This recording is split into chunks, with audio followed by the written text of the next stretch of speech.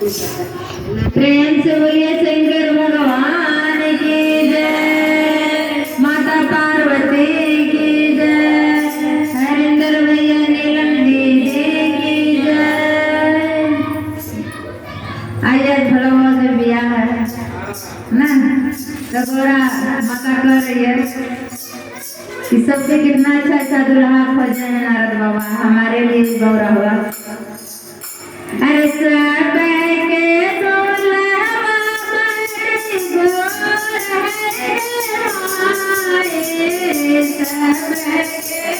दुल्हा बड़ी गोर है माए, सब के दुल्हा बड़ी गोर है माए, राधे के दुल्हा बड़ी गोर है माए, हे हमारो दुल्हा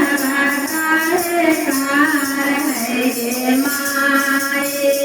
हमारो दुल्हा काहे कार है गे माए, हमारो दुल्हा काहे कार है गे माए, हमारो दुल्हा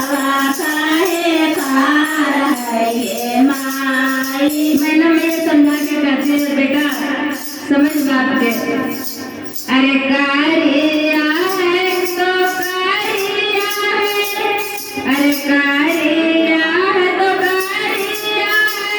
नौकरिया है गे माए, कारिया है तो कारिया है, नौकरिया है गे माए, पारावत बैठाल दुनिया देखो है गे माए, पारावत बैठाल दुनिया देखो है गे माए, साज के दुल्हा आया बेकार मोटर हारे, साज के दुल्हा बेकार मोटर साड़ी के, साज के दुल्हा आया बेकार मोटर हारे से, दुल्हा आया बेकार मोटर हारे से, हमारा दुल्हा काहे